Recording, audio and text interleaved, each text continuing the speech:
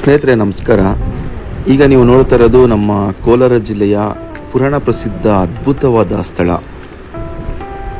ಯಾಕೆ ಈ ಮಾತು ಹೇಳ್ತಿದ್ದೀನಿ ಅಂದರೆ, ಬಹುಶಃ ತುಂಬ ಜನಕ್ಕೆ ಅವರವರ ಊರುಗಳಲ್ಲಿ ಈ ರೀತಿಯ ಒಂದು ಸ್ಥಳಗಳು ಸಿಗೋದು ಅಪರೂಪ.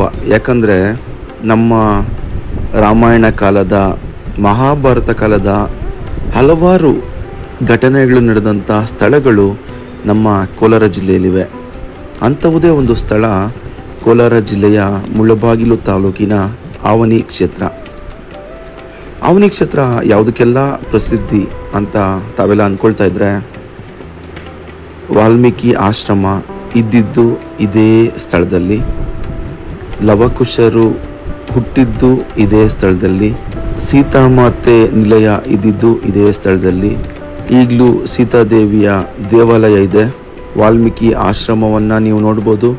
ಲವಕುಶರು ಹುಟ್ಟಿದಂತಹ, ಅವರನ್ನು ಮಲಗಿಸ್ತಾ ಇದ್ದಂತಹ ಜಾಗ ಆಗಿರ್ಬೋದು. ಇದೆಲ್ಲ ಒಂದು ಅದ್ಭುತಗಳನ್ನು ನಾವು ಈ ಕ್ಷೇತ್ರದಲ್ಲಿ ಕಾಣಬಹುದು. ಎಷ್ಟು ಅದ್ಭುತ ಅಲ್ವಾ ಸ್ನೇಹಿತರೆ? ರೋಮಾಂಚನಕಾರಿಯಾಗುತ್ತೆ ಈ ವಿಸ್ಮಯಗಳನ್ನೆಲ್ಲ ಕೇಳ್ತಿದ್ರೆ, ಕಣ್ಣಾರೆ ನೋಡ್ತಿದ್ರೆ.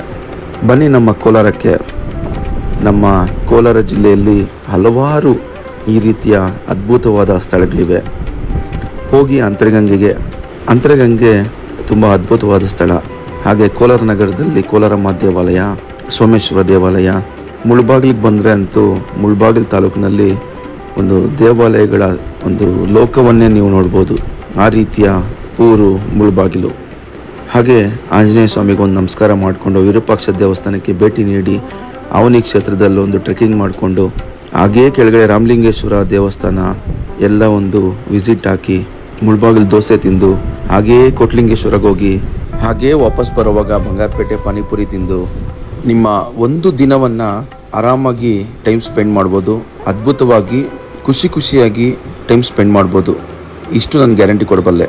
ಸೊ ಫೈನಲಿ ನಮ್ಮ ಕೋಲಾರ ಜಿಲ್ಲೆಗೆ ಬನ್ನಿ, ಸುಂದರ ಅನುಭವವನ್ನು ಪಡೆಯಿರಿ. ನೋಡಿ ಸ್ನೇಹಿತರೆ, ಈಗ ನೀವು ನೋಡ್ತಾ ಇರೋದು ಸೀತಾಮಾತೆಯ ದೇವಾಲಯ. ಇಲ್ಲಿಂದ ನಯನ ಮನೋಹರವಾದ ದೃಶ್ಯವನ್ನು ನಾವು ಕಣ್ತುಂಬಿಕೊಂಡ್ವಿ. ತುಂಬ ಅದ್ಭುತವಾದ ಸ್ಥಳ ಇದು. ಸೀತಾಮಾತೆಗೆ ಅಂತಲೇ ದೇವಾಲಯವನ್ನು ಬಹುಶಃ ನಾವು ತುಂಬ ಕಡೆ ನೋಡಿರೋದಕ್ಕೆ ಸಾಧ್ಯ ಇಲ್ಲ. ಆದರೆ ಆವನಿ ಕ್ಷೇತ್ರದಲ್ಲಿ ಸೀತಾಮಾತೆಯ ದೇವಸ್ಥಾನ ಇದೆ. ಇಲ್ಲಿ ದಿನವೂ ಪೂಜೆ ನಡೆಯುತ್ತೆ. ಈ ಕ್ಷೇತ್ರದಲ್ಲಿ ತಾಯಿಯ ದರ್ಶನ ಪಡೆದು ಹಾಗೆ ನೈಸರ್ಗಿಕ ಅನುಭವವನ್ನು ನಾವು ಪಡಿಬೋದು ಸ್ನೇಹಿತರೆ. ತುಂಬ ಅದ್ಭುತವಾದ ನಯನ ಮನೋಹರವಾದ ದೃಶ್ಯವನ್ನು ನಾವು ಇಲ್ಲಿಂದ ಕಣ್ತುಂಬಿಕೊಳ್ಬೋದು.